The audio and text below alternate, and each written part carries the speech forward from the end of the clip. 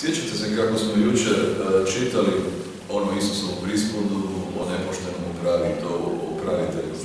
Ova današnje čitanje je samo jedan nastavak toga. I još uvijek se govori o tom nekakvom nepoštenju koje opet na jedan čudan način Isus opet hvali. Vidite kako kaže na početku, a to je samo zadnji redak. Nastavlja se na ono što smo jučer čuli. Ovdje kaže, napravite sebi prijatelje od nepoštenog bogatstva, i onda nastavlja, tako da možete, kada to bogatstvo prođe, ući u raj.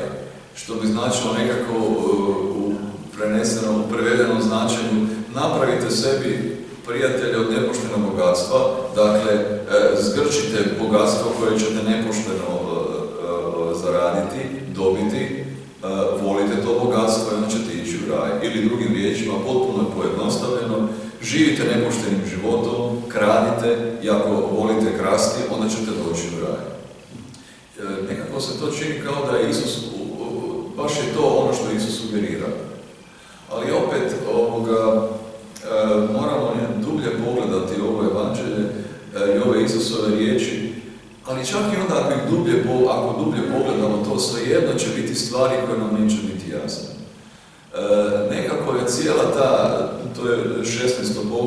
poglavlje tog Lukinog evanđelja, koje je sve izrazito nejasno i nudi nam jednu drugačiju perspektivu o tome kako Isus gleda na neke stvari, na nepoštenje, kada nepoštenje ponekad i može biti dobro ako je za neki viši cilj, kao što smo jučer govorili, ali sve je to tako dosta nejasno, ali pokušat ćemo i ovdje nešto doumiti što budemo mogli. Kaže ovdje Isus, dakle, napravite prijatelje od nepoštenog bogatstva. Vidimo kako je onaj nepošteni upravitelj bio bogat i da je to svoje bogatstvo dobio na nepošten način, očito da je. Jer ako mu je došao neki dužnik koji je rekao da duguje 50 zlatnika, on je rekao ne, ti duguješ 100 zlatnika.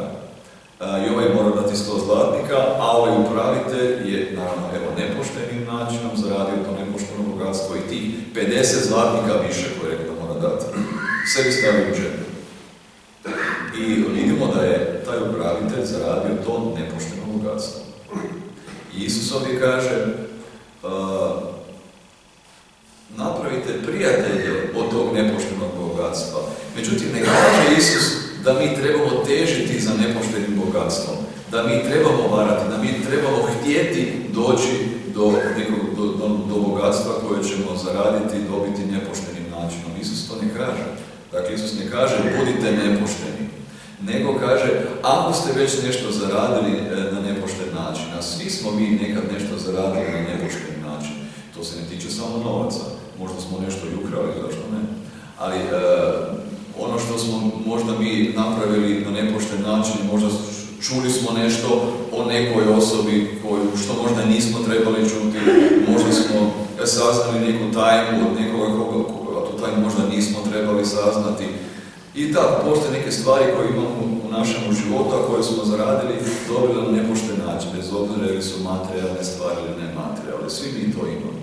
Međutim, onda je na nama sada što ćemo mi uraditi sa tom informacijom koju smo dobili na nepošteni način, ili što ćemo napraviti sa tim materijalnim bogatstvima koje smo dobili na nepošteni način. Što ćemo mi uraditi s time? Hoćemo li to uzeti i od tog nepoštenog bogatstva napraviti još nešto nepoštenije, ili ćemo to nepošteno bogatstvo koje smo zaradili učiniti blagoslovom, učiniti nečim dobrim, ili kako Isus ovdje kaže, učiniti našim prijateljima. Naravno da ćemo to učiniti, da ćemo napraviti od našeg bogatstva koje smo zaradili na nepošteni način prijatelja, napravit ćemo od bogatstva koje smo zaradili na nepošteni način nešto dobro, blagoslov, a to možemo napraviti. Recimo, jedan banalan primjer skroz. Ukrali smo, neke novce nekome. I sada mi taj novac koji smo ukrali, a zaradili smo ga očito na nepošteni način, stavljamo sebi u džep i to bude taj novac, jedno vrijeme kod nas u džepu, tjedan dana, 2 tjedna, mjesec ili možda više.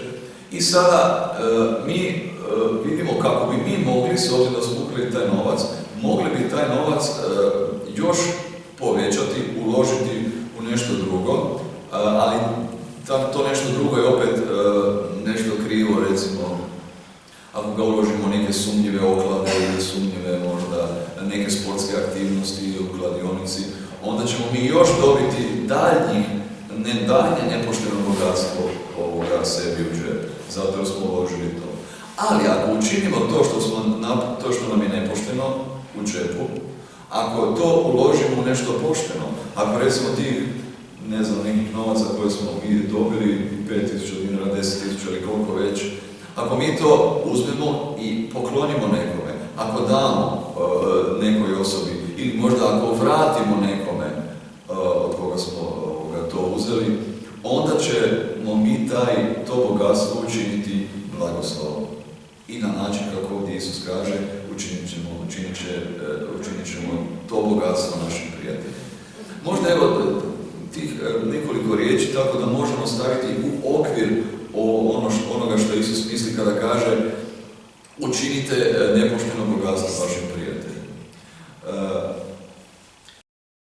Dalje nastavlja, a to je rekao zbog tih farizeja koji su tu, kaže, koji su bili tamo, vi farizeji, srebroljupci, vi koji ganjate samo nekakav ugled, utjecaj, da vam se ljudi dive.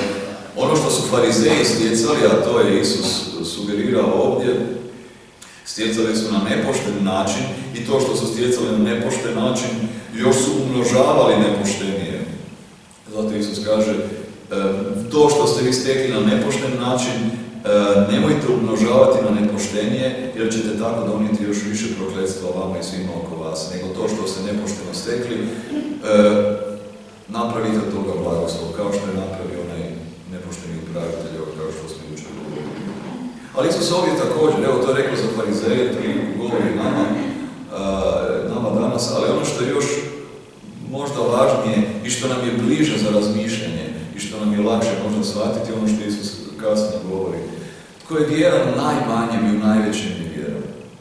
Dakle, onaj koji ima te neke materijalne stvari koje, gledajući i uspoređujući sa vječnošću, sa rajem, možda i nemaju toliko veličinu, nemaju toliku težinu. Ali svejedno, trebamo biti vjerni u tom najmanjem. Ako mi imamo 10.000 dinara u džepu, i ako mi od tih 10.000 dinara učinimo blagoslov za nas, za neku drugu osobu, bez obzira kako smo stekli te novce, onda će Isus vidjeti da on se može osloniti u tim stvarima koje su najmanje, da tako kažemo. I ako se može osloniti na nas u tim najmanjim stvarima, onda je očito da je to dobar znak da se Isus može osloniti na nas i onome najvećem. Jedanput je, mislim da je to bila Sveta Mala Terezija, rekla je, nalazim Boga između lonaca i metli. Jer ona je bila tamo u samostanu u kojem je bila, zadužena za kuhinju, za ostavu, za čišćenje i tako. I ona je rekla da Boga nalazi baš u tim stvarima, među tim zdjelama, među loncima, među metlama, u tim malim sitnim stvarima. Znam primjer jednog Franjevca, redovnika, koji je bio najsretniji kad imao metlu u ruci, kada je mogao nešto čistiti, kada je mogao nešto prati, ribati. Ili primjer svetoga Antuna, koji je, znate da je sveti Antun, evo ljudi, i vi vjerojatno također dolazite kod kipa našeg svetog Antuna, pa se i pomolite, i to je najpopularniji svetac na svijetu. Ali on je i bio je veliki propovjednik, ima je puno darova, ali on je počeo svoj redovnički život tako da je počeo raditi u kuhinji. Gulio je krumpire, spremao je doručak, ručak, čistio i tako dalje. Dakle, tako i to je bilo nekoliko godina, a i prošle velike škole i tako dalje. Ali ništa, on je bio toliko ponizan. I znam primjer jednog drugog svećenika, biskupa, završio je 2 doktorata i još jedan nešto kao doktorat, još nešto i bolje od doktorata je završio. Dakle, praktički 3 doktorata. I onda vratio se kući u svoju biskupiju i sad je on očekivao da će mu dati da bude profesor na nekom prestižnom sveučilištu, na nekom posvetio, to je bilo nekako normalno, on je 3 doktorata završio, to nije bilo što. Međutim, oni su mu dali da bude župnik u jednoj župi koja nije imala niti ceste asfaltirane, nego su bile blatne i prašnjave i zemljane i ta je bila mala župa, svega, ne znam, 10-15 kuća i tu je bio župnik godinu dana. Ali on je to prihvatio da bude tako, prihvatio je biti vjeran Bogu u tim najmanjim stvarima. I onda kasnije za sve nešto odigralo drugačije i Sveti Anton je počeo biti veliki propovjednik i taj svećenik koji je došao u tu malu župu je postao kasnije biskup i tako dalje. Dakle, ako Bog vidi da on može biti vjeran, da mi možemo biti vjerni prema njemu u tim najjavnim stvarima, bilo materijalnim, bilo nematerijalnim, onda će nam on povjeriti više toga.